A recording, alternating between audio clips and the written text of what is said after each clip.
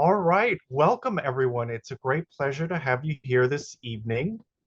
So this is a wonderful presentation we have on the new book, When Women Ran Fifth Avenue, Glamour and Power at the Dawn of American Fashion with Julie Satow. And this is a co-sponsored presentation with the Merchants House Museum. So if you don't know much about the Merchants House Museum, they are a fabulous museum, really awesome, home built in the 1830s and nearly perfectly preserved from that time. Please go to merchantshouse.org, learn more about visiting the museum, the fabulous tours and programs that they offer, and also please sign up and help support the Merchants House to make sure it's protected and continues to exist. They could really use your help, so please check out more about Merchants House. My name is William Roca. I'm the Director of Programs at Village Preservation. If you don't know much about Village Preservation, just a quick introduction. We were founded in 1980, and we work to document, celebrate, and preserve the special architectural and cultural heritage of Greenwich Village, the East Village, and NoHo. We've helped secure landmark designation for more than 1,250 buildings, and we host over 75 free programs like this throughout the year. So we also continually need your help and your support. You see the QR code on your screen.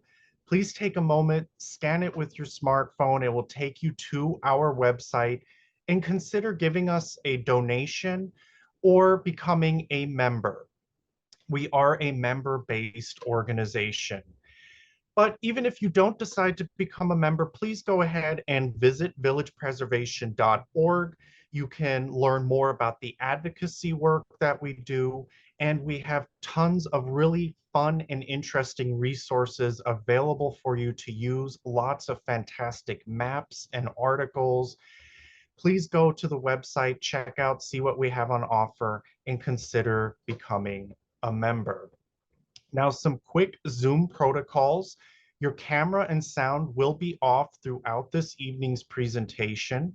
But please, if you think of a question or anything that you would like to ask Julie, pop that into the chat or the Q&A feature at any time, and we'll be asking those questions in the second half of this evening's presentation. But now to introduce our guest. Julie Satow is a native New Yorker and an award-winning journalist and author of The Plaza, a New York Times Editor's Choice and NPR Favorite Book of 2019. She's a regular contributor to the New York Times, and her work has also appeared on National Public Radio, Bloomberg, Business Week, Travel and Leisure, and elsewhere. For more information, please visit her website, www.juliesatow.com. Julie, welcome. Thank you so much for having me. I don't know if my video is working. Oh, there we go. Yeah, I'm so excited to be here. Thank you, William, for that lovely introduction. I think I was going to go through a brief slideshow and then maybe do a short reading if we have time, but there's a bunch of material I'd like to cover, so I'm just going to jump right in and share my screen. Hopefully you can all see that. Let's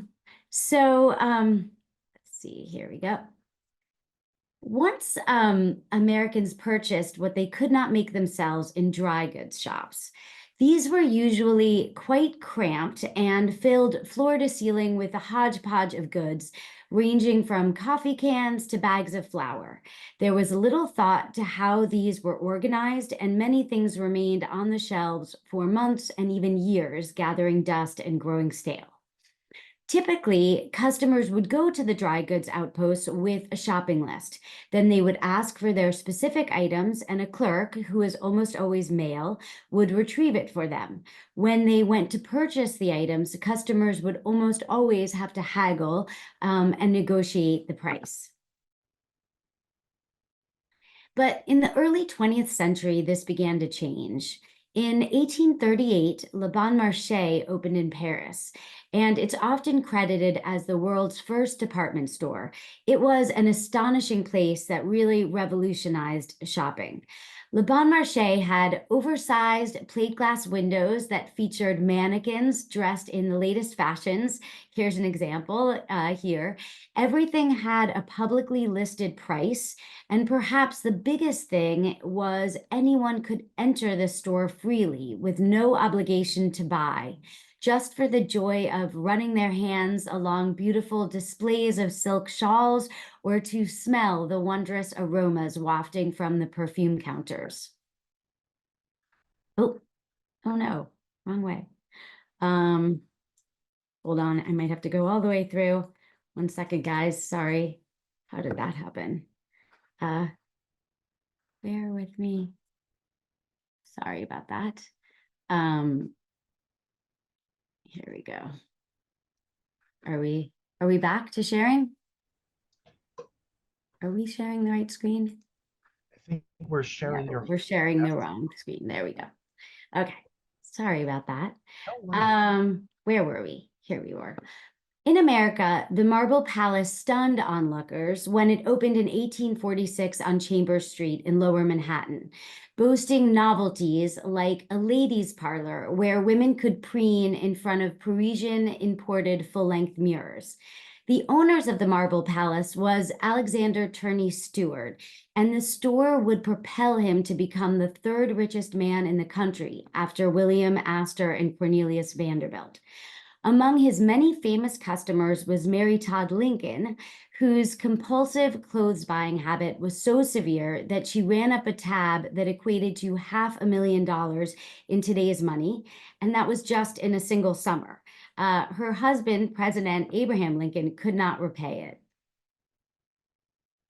In 1862, A.T. Stewart, as he was known, opened a new and even grander store, which was known as the Cast Iron Palace, and it quickly became the cornerstone around which an entire shopping district sprouted. Ladies' Mile, as it was dubbed, stretched from Astor Place to Madison Square Park, and it earned its moniker from the crush of mostly white middle and upper class women who appeared there daily, partaking in what was a totally new national pastime of window shopping. Of course, New York did not have a monopoly on large department stores. There was the Loop in Chicago, with most notably Marshall Field's, which boasted 76 elevators, 31 miles of carpeting, and a Tiffany dome made from 1.6 million pieces of glass. Its founders' famous mottos included, "Give the lady what she wants, and the customer is always right." In San Francisco, there was Market Street and Union Square with stores like the White House, the Emporium, and of course, I. Magnin. Philadelphia had Wanamaker's and Strawbridge and Clothier. Pittsburgh claimed Kaufman's and Horns. There was Rich's in Atlanta and Famous Bar in St. Louis, and so many others. And it should be said that none of these stores were really like anything like the stores that we have today. These were palaces of consumption, places for glamour and possibility. They had everything from miniature zoos to nurseries for children. They put on the most craziest displays of publicity. Perhaps the most bizarre one I found was a store in Oklahoma City, which actually held an adoption week where they put 9 babies up for adoption, and reportedly 6 of them found new homes. They even had a dentist's office. This was one that was in Lord & Taylor in the 1920s. From their very inception, department stores were uniquely female universes where female customers held sway over male clerks whose job it was to serve them. And at a time when it was considered impolite and even dangerous for women to walk alone in public, department stores gave them an excuse to stroll and congregate on their own. Peeling back the glossy layers of these stores, unseen by the crowds, were the female employees. Armies of harried saleswomen hoping to please difficult customers, and the girls known as wrappers, who folded sweaters and skirts into boxes, tying the ribbons with amazing dexterity. As women increasingly entered the workforce, department stores became a refuge where ambitious employees could receive instruction and the opportunity to rise through the ranks. Here I'm showing the class of 1923 from Lord and Taylor. And these are actually female bookkeepers in the sales checking department at Siegel Cooper store in New York City in 1906. My book really focuses on three stores and three very different but equally impressive women who ran them. Bonwit Teller was founded in 1907 and was one of New York's most exclusive, well-appointed department stores. But during the Great Depression, the store was in deep financial trouble, and its founder, a German emigre named Paul Bonwit, was forced to sell. The new owner was Floyd Odlum. Floyd was a Wall Street tycoon, and he was very rich. Supposedly, he was the 10th richest man in America during these years, but he was not a shopper. And since Bonwit Teller was such a money loser, he planned to close it. But this was the Depression, and in those years, that would have meant throwing hundreds of people out of work when there were no other jobs, very possibly leading to their starvation and destitution. So instead of closing the store, Floyd asked his wife, Hortense, if she might go to Bonwit Teller and see how it could be improved upon and maybe stay open. Floyd was from Colorado, and Hortense, like her husband, grew up far away from the world of Fifth Avenue department stores, in a tiny town near what is now Zion National Park in Utah. The story of how she and Floyd came to be in New York City is detailed in the book, so I'm not going to go into it here. You should read it. But to jump ahead, in a matter of a year, Hortense, who had never held a paying job before, was named president of Bonwit Teller. This was in 1934, and she became the first woman to helm a major department store. And a year into her tenure, Bonwit Teller was more profitable than it had been even during the heyday of the Jazz Age, when the economy was booming. Hortense did a whole bunch of things that was very important and helped turn Bonwit Teller around. I'm just going to highlight one here. In conjunction with Glamour magazine, she sponsored this contest that was called Make the Most of Yourself, which was essentially a beauty pageant held in reverse. The winner was the one who was the least attractive, with the idea that this ugly duckling would be transformed by the ministrations of Bonwit Teller stylists. The hapless winner was Callie Foots, who wrote to the judges, "I have a proboscis that would make Jimmy Durant look to his laurels," and compared herself to Bull Montana with a hangover. She was brought to New York, where she visited a dietitian, was styled with an entirely fresh wardrobe and new hairdo, and she even met with a plastic surgeon who gave her a new nose. The contest was avidly followed by the press, and thousands tuned in when Bonwit Teller revealed her transformation, and their advertising showed the before and after, and noted that she'd even changed her name from Callie Foots to Carol Faust, which I always think is such a Faustian bargain, to be sure. But while successful in business, things were not perfect for Hortense's personal life. Suffice it to say that Jackie Cochran, who was quite a famous aviatrix and actually very close friends with Amelia Earhart, and have a photo of them on the upper left-hand corner there, she had something to do with it. And I'll leave the story there, but there's more of that in the book. Another store that I focus on is Lord & Taylor, one of America's oldest stores. It was founded in 1826 by Samuel Lord as a dry goods outpost near the fishing docks of the East River waterfront. But by the 1920s, Lord & Taylor had moved uptown to Fifth Avenue and 38th Street, where maybe a lot of us remember it. They boasted 2,200 employees. They had a staff cafeteria, the dentist office I showed you before, a resort in the Catskills where staff could enjoy free vacations. They offered free after-hours classes on everything from accounting and marketing to etiquette. Dorothy Shaver was a small-town girl who joined Lord & Taylor in 1924 and worked her way up the ranks until 1945. She was named its president. Dorothy came from Mena, Arkansas, which was a railroad town, very, very tiny, and it was really notorious for its racism. Her grandfather was a leader of the Ku Klux Klan, and he was also the county sheriff. But Dorothy arrived in New York City in 1919, which, to give you some context, that's a year before women earned the right to vote. She was single and in her 20s, and she came to New York with her younger sister, Elsie. They had just a single suitcase between them. Elsie was an artist, and the two sisters decided that they wanted to survive in New York. They'd have to figure out a business. So Elsie started creating these dolls, which you can see here. They were called the Five Little Shavers. And Dorothy was in charge of the business side, and she sold them. And they became exceedingly popular, and the two sisters even opened their own doll shop on 47th Street. Dorothy was unabashedly single. She lived her whole life with her sister, the spinsters, who I did some digging, and they were definitely biological sisters. They had a really adventurous life filled with intellectual and physical pursuits. Dorothy was on the board of the United Negro College Fund, for instance. She counted among her closest friends businessmen like Tom Watson, who is the CEO of IBM. She created the Costume Institute and its famous fundraising ball, the Met Gala, and the Shaver sisters traveled extensively. They even took an airplane before it was common and visited Stalinist Russia.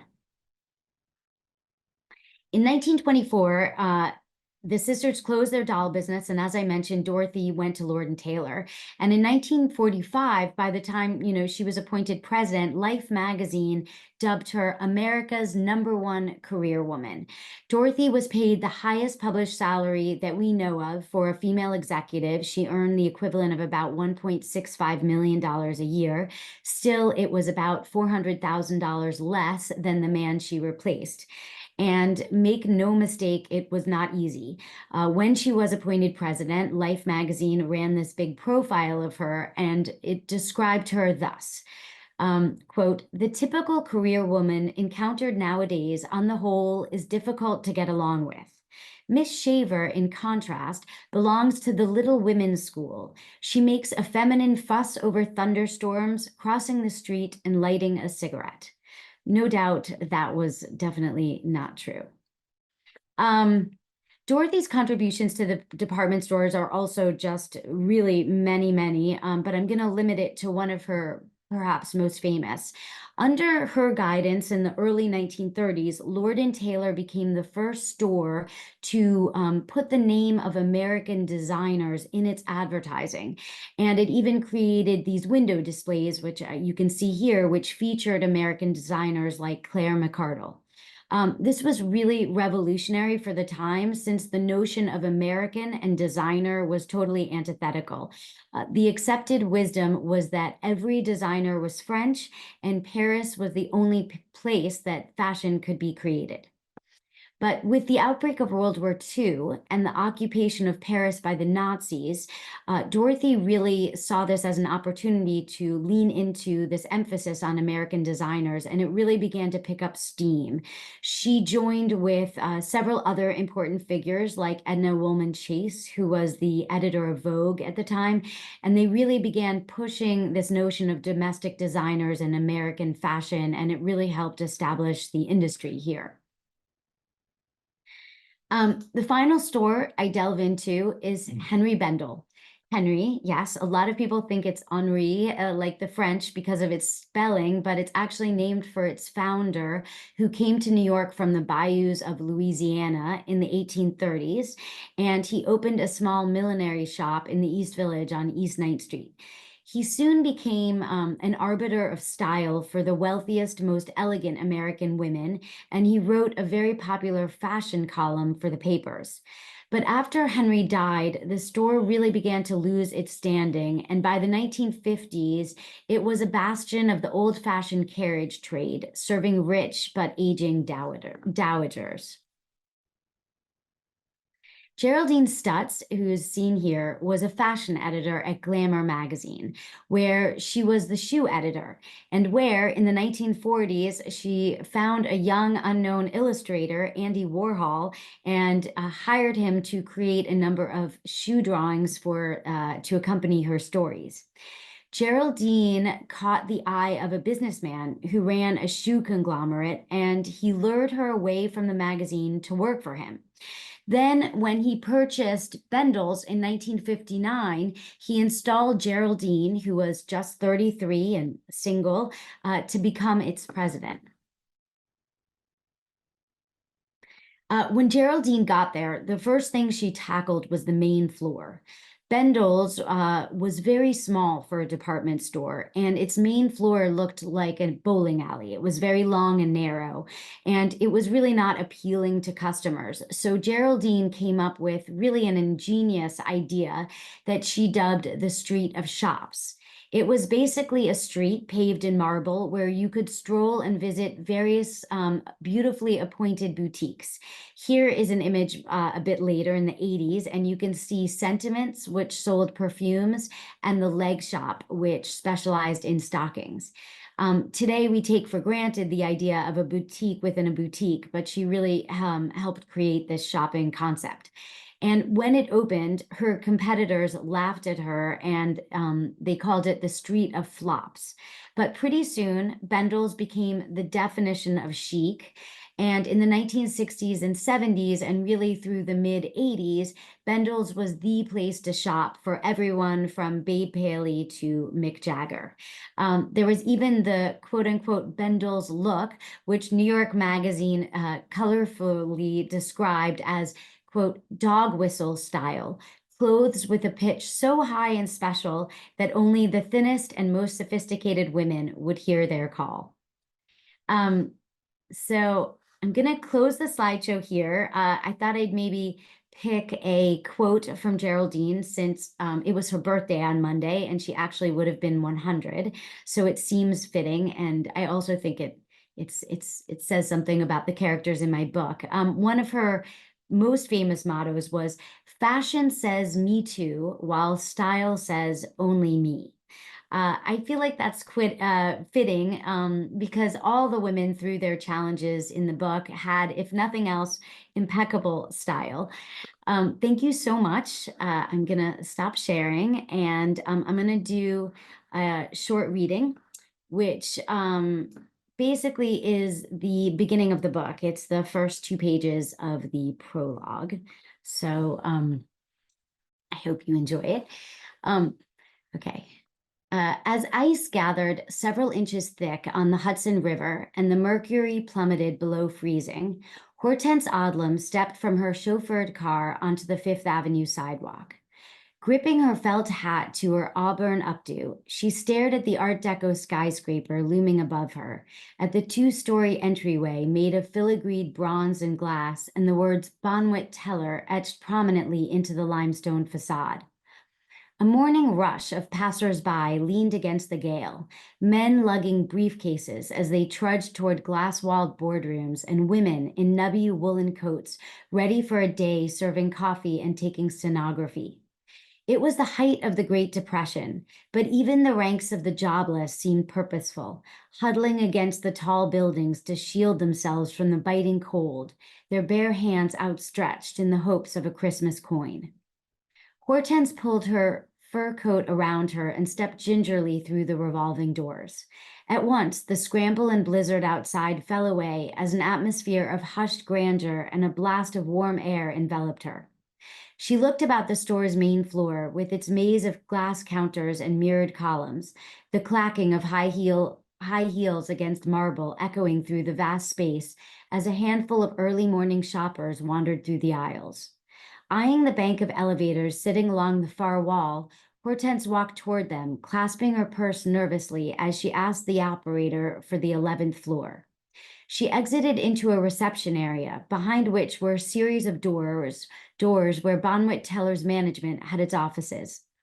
The secretary showed her to a nearby couch. Moments later, an elderly gentleman dressed nattily in a three-piece suit with a shock of silver hair stuck his head from behind one of the large wooden doors and waved her inside. Paul Bonwit, the 70-year-old merchant, gestured for Hortense to sit across from his imposing presidential desk, and she took her seat with a small, polite smile. Mr. Bonwit, who had come from Germany in his youth and found his store 4 decades earlier, had spent countless hours charming wealthy housewives with his old-world manners and continental accent. But as he launched into his standard line of questioning, asking after Hortense's trip into Manhattan and how her children were faring, his typical ease faltered and the air between them became stiff and awkward. Bonwit Teller had been one of New York's most exclusive, well-appointed department stores. But 3 years into the Great Depression, its rows of mink coats and shelves of baccarat glass sat unsold, and teetering on the cusp of bankruptcy, Mr. Bonwit had been forced to sell. The new owner, Floyd Odlum, was a Wall Street tycoon and one of America's richest men. So far, Mr. Bonwit had managed to keep Floyd at bay, holding on to his large carpeted office and his position as store president. But now Floyd's wife had made a sudden appearance, and Mr. Bonwit was confounded by the arrival of this 41-year-old mother of two. While she had shopped plenty, Hortense had never worked, and certainly not in a store. "There's a small office down the hall, Mrs. Odlum, where I hope you'll feel comfortable," Mr. Bonwit finally ventured. "And by the way, my secretary will be glad to take your dictation when you need her." Hortense's face reddened. She didn't want to be there any more than Mr. Bonwit wanted her to be, but her husband had asked her to make the rounds of the store and report back on her impressions. And while she had little idea how to proceed, Hortense was willing to try nearly anything to please Floyd. "What would I do in an office?" she replied nervously. "I wouldn't know how to act in an office, and I wouldn't have the faintest idea of what to say to a secretary." As their meeting concluded, Mr. Bonwit may have felt relief at Hortense's ignorance of the corporate world. But as he took his guest by the elbow and gently guided her toward the door, he had little way of knowing that Hortense's inexperience belied an instinctive business acumen. That by the following year, their roles would reverse, with Hortense occupying the corner office at Bonwit Teller, sitting at the stately desk as her secretary took dictation, supervising more than 1,000 employees and directing a store that boasted record-breaking sales. Hortense was setting herself on a path that would thrust her into a career that she had never intended, that would challenge her notions of womanhood and force her to confront difficult truths. It was the start of a journey that would lay the groundwork for an evolution of the grand department store and a metamorphosis of American fashion. Thank you so much. Thank you, Julie. Yeah, that's a really great enticement to go out and purchase the book. I'm dropping the link to the chat now, and really fascinating. So thank you so much for sharing. So folks, pop your questions into the chat or the Q&A, but I'll get started with some of my questions. What drew you to the subject? How did you find these extraordinary women? And then what were some of the challenges you faced in doing your research to tell their stories? Yes. I should say that none of the women have had biographies written about them. So Hortense did write a memoir in 1937, but it's really filled with a lot of false information where, you know, she tried to present herself in a certain way that wasn't really accurate. So it was actually very confusing. So there was really a dearth of documents. So I kind of did a whole bunch of things. But first, let me just say, in terms of getting the idea, after I wrote The Plaza, I sort of was playing around with the idea of nostalgia and the things that we miss. And, you know, obviously department stores in some ways are quite similar to the grand old hotels. But I really didn't want to write about a building. Again, I wanted to really find characters. So in 2019, Lord & Taylor and Bendel's actually closed within weeks of each other. And the New York Times had a column about the fact that both these stores were closing. And they mentioned Geraldine and Dorothy in the article. And it really piqued my interest. And I kind of went down this research rabbit hole. And then when I found Hortense, I felt like, wow, these are three women I've never heard of. They did such amazing things. And really, their time is between 1930 and 1985. And it really is kind of the whole 20th century. So it just felt like the perfect kind of way to tell the story. And yeah, so I hired a genealogist to help me with Dorothy because I wasn't able to find any living relatives, and I found her great niece who happened to have a treasure trove in her basement of all this amazing material, which was like manna for heaven, from heaven for a researcher. And so I found all these things. Elsie was an artist, and she created all these scrapbooks of their life together. So it was just amazing. So I use that. Geraldine is the more recent of the women, so I was able to interview all of her nieces and nephews and her stepdaughter, who was really wonderful and shared lots of information. And there's a lot of Bendel's employees that are still around who worked for her. So I did a lot of just traditional gumshoe reporting and interviewing them. And then for Hortense, she was actually a Mormon, and they love their genealogy. So I went to, her hometown, and I should say I also went to Mena, Arkansas, which is nothing like New York City. It was so different. But I went to St. George, Utah, where she's from, and there's a pioneer museum there, and it had a whole bunch of stuff on Hortense's upbringing and her family, which is really fascinating. And yeah, I used various, newspapers and things like that. So. And discovering these like fascinating treasure trove of research, and to write the book, you had to get to know these women. What were some of the characteristics that you felt that they may have had in common? And what were some of the differences you felt you noticed? Yeah, it was interesting because they're each so different, and they made such different life choices. Hortense had two children. She was the only one that did. As I mentioned, I think in the slideshow, Dorothy was single her whole life. She had a broken engagement when she was very young, but and Geraldine was more of like kind of what we think of the modern businesswoman. She had affairs and boyfriends, and she was married for a short time, but it didn't last. She didn't have children. So yeah, they made these kind of very different decisions as they were trying to figure out having careers at a time when that was so challenging and when so few women did, and in such a male-dominated business. So that was, so I guess, the similarities are their grit and ambition and determination and kind of those core characteristics. But in terms of how it was expressed and even how they made it to the presidencies of these three stores was very, very different. So, yeah.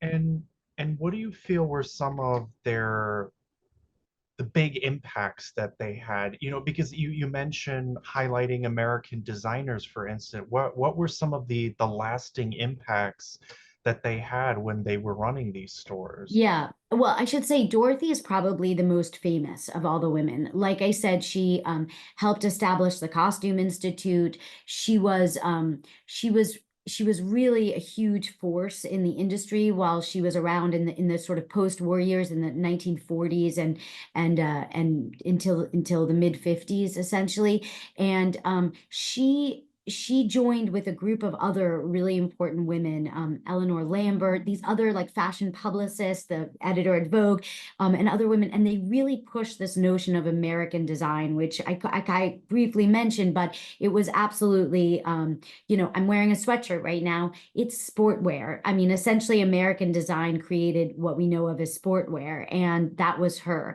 So that's one example. But she also did other things like personal shopping. If anyone's ever heard of a personal shopper, that was Dorothy's invention. She came up with that idea.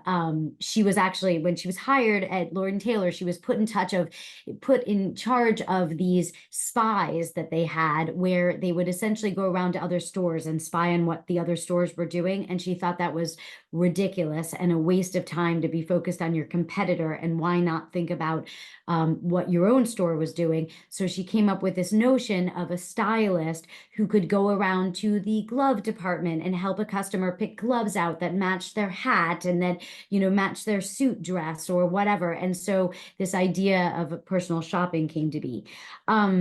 The other women also had incredible impacts. I mean, Geraldine essentially created pret-a-porter or ready to wear before she, and I can go on into how she did it, but essentially she discovered a number of very important designers who were not doing the kind of traditional, not like the Chanels or the Diors of the world. She found people like Sonia Rykiel, Jean Muir, these kind of more obscure, smaller designers. She brought them to New York. She helped create regular sizing, essentially, and what became ready to wear pret-a-porter. And she was really one of the architects of that in the 60s, in the 1960s. And Hortense, she had, it was the 1930s, so it was quite different in her era, and she essentially she had a number of impacts. I mean, one of the most simplest ones is we think of the hat departments. If you walk into any department store, you'll see hats right by the entryway. Jewelry, hats, gloves, those things are always right there. That was her. Before she came to Bonwit Teller, the hat department was like up on the 6th floor. And this was in the 1930s when everyone wore a hat. And she was like, that's ridiculous. Women come in and they are impulse buyers and they would easily just pick up a hat and want to buy it. We should have it right by the front door to make it easy for them if they, decide to want to do that. So that was kind of her concept. So that's a brief answer. So you could go on. There's lots of things they did. and you mentioned though that there's never been a biography written about any of them, and they had these extraordinary lives and careers. Why do you think there is kind of that gap? Because I mean, to me, just what you described, it sounds like there should be a Netflix, miniseries Oh. about them. Fingers crossed. Yeah, no, I know. Well, as I mentioned, Dorothy's the most famous, and she does have an archive in the Smithsonian of her papers. And actually, when I found these documents that Elsie had created, these scrapbooks, I want to be in touch with an archivist because they should really be in the archive because they're amazing. They're completely additive and it's new information that wasn't out there before. But as to why there hasn't been a book, I mean, I think that there's been dissertations about Dorothy. There's been a number of dissertations and also a bit about Geraldine, nothing about Hortense. She was really kind of faded with history. There's been a general move to try to unearth histories of marginalized people, of women, of stories that we've forgotten about. I think it's one of those things where they were very unusual and famous during their own lifetime, but no one had thought that maybe there was an audience for a whole book about them. So sadly, We have a yeah, bunch of questions coming here in the chat. Let great. me see. So how would these women compare to people like Rosemary Bravo and all the executives at Bloomingdale who helped bring in the modern department stores in the 80s and 90s? Yeah, for sure. There were so many women. I want to say I do include other women in the book.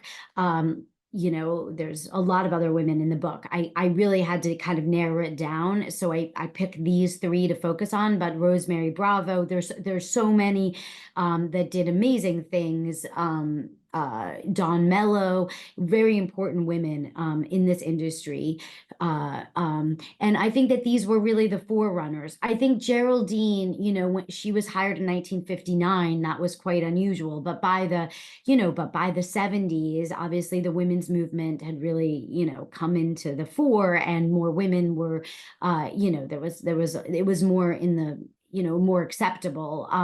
But they were really the forerunners of it. And there were women before that. I mean, one of the things I do in the book is I have these like little vignettes where I try to kind of weave in other stories, since I feel like there were so many other stories that warranted attention that I couldn't get to through the three main characters. And one of them, for instance, was a fashion buyer in 1906 writing a magazine article about how she had started out as a teenager as a dust girl in this department store in San Francisco. And, you know, within 10 years, she was flying to not flying, this was 1906, taking a ship to Paris to the fashion shows. She was in charge of a huge, you know, budget. She was earning enough money that she had moved her family out of a tenement in the Mission District across the bay to a beautiful home. And the article was really about trying to urge other women that this is an avenue where you can have success. So, so yeah, I don't know. I forgot what your original question was, but hopefully that answered it. We have, so we have Trump took down Bonwitz, and yeah, could you tell us a little bit Yeah. more about, because Yeah, I didn't get into kind of what happened to the department stores, and I can. Um, uh, for Bonwit Teller specifically, yes, in 1979, a young, brash real estate developer decided that he wanted to build Trump Tower, and he bought Bonwit Teller. It was still around, but it was not in its in you know in the same kind of shape it was when Hortense was running it. The building was really an Art Deco masterpiece. It was, it had these bas reliefs of these two women and this kind of grill work that was, you know, really important. And when Trump bought the building, he told the Metropolitan Museum of Art they wanted to keep pieces of the building, and he said he would give it to them. And then one day, people noticed that construction workers had climbed the facade of the building and were taking jackhammers to the bas reliefs, and they destroyed them. And then the grill work was removed, and there was a huge public outcry. I mean, the Met at first, Trump was out of town, and his spokesman, John, I forgot the name of the fake spokesman he used to use, but anyway, he had a spokesman say that they were a safety hazard, and that's why he had to remove them, that they weren't worth anything. You know, there was a huge brouhaha. The New York Times wrote editorials about it. It was a big deal, but it was lost. So, and the building was demolished, and that's where Trump Tower is now. As for Lord and Taylor and Bendel's was bought in the 80s by Leslie Wexner, who owns Victoria's Secret. And he moved it to Fifth Avenue, and he closed it in 2019. It was really, by then, it was kind of a shell of its former self. It didn't even sell clothes anymore. And within a few weeks of that closing, Lord and Taylor closed. And it was originally purchased by WeWork to be a co-working space, but then WeWork went bankrupt, so Amazon took it over, and it's now the New York headquarters for Amazon. So, which is kind of, yeah, I don't get into it in the slideshow because it feels like such a downer. But I like to end on a higher note. But I can explain, you know, if anyone's interested, why the department stores kind of you know, are not as successful financially as they once were. But yeah, I anyway. mean, please, because it's a fascinating look that these women help bring these stores to such extraordinary heights, and then and something that's has a lot of fond memories for people is started to fade away. Yes, I mean, earlier this year, Macy's announced it was closing 150 stores. So yeah, it's basically what happened was in the 1950s, and Dorothy was actually part of this. There was obviously people were moving out to the suburbs, suburban sprawl, and Lord and Taylor, under her guide, was one of the first actually to open a branch store, and this became a really big thing. You know, I think the first one was Manhasset in Long Island. Dorothy opened a Lord and Taylor there, but all the department stores started opening these kind of branch stores to serve these suburban communities. But obviously, why would you drive all the way into New York City to go to a store if there was one right down the road from you? So it really started to siphon off the business from their main flagship stores. And then in 1962, Target Kmart and Walmart all opened in the same year. So you had this influx of these discounters, these discount stores, and it started putting a lot of price pressure on the department stores. So, they started cutting their employee salaries, for instance, to cut costs. That was one of the first things they cut. They started cutting, what they were offering, the services, all these things that made it so special, closing their restaurants, all these kind of things. And it became kind of this downward spiral of cost cutting. And then they started merging and buying each other, and that further diluted things. And then obviously kind of the death knell was the internet. So, in a nutshell. And also just in the way you write the book, I love the idea of using the biography and mixing it with the business history. How did you kind of weave that together? Because you can go down like a very academic route and just talk about like so many stocks and shares, or just kind of like scandalous lifestyle. How did you weave these Right. careers and business Yeah. together? Um, yeah, I mean, I kind of saw the book as three narratives. I saw it as the rise and fall of the department store, the story of American fashion, kind of the birth of American fashion, and then really the story of women in work. And I really, and these are my personal biases. When you're writing a book, you pick the stuff that appeals to you. So, I trained as a business reporter. I was a longtime business journalist, so I am interested in the business side of it. I'm also a working mom, so I was very interested in that aspect of these women's lives, and I found that really fascinating. So, I don't know. That was kind of where I went. I'm not an academic. I'm a reporter, so it's a different kind of a thing. And yeah, I feel like telling a bigger story through characters' lives is a great vehicle, because you can do the very specific and dramatic, and these women had amazing lives within themselves, but you can use that as an opportunity to broaden it out and talk about, these bigger things that were going on in the country at the time. So. And as you got to know these women, and this might be a bit of a cheeky question, is there one that you liked more? Was there like one you felt like I could be friends with her? I'll start with the one I liked least, maybe. I love them all. I did, but Hortense was very complicated. She, and you will read in the book, hopefully, she came to really regret her career. And she came to really firmly believe that women should not work outside the home. And,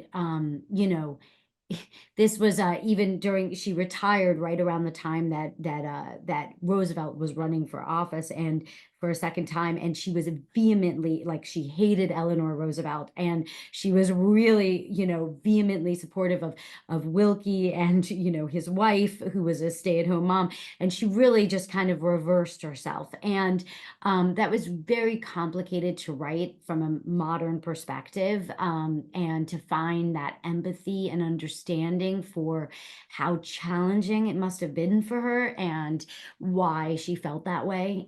So that was really the most complicated, and I actually rewrote that narrative a few times. My fact checker was one of my first readers, and I love my fact checker. She's amazing. She helped me with both my books, and she was quite upset with the way that I had portrayed Hortense at first.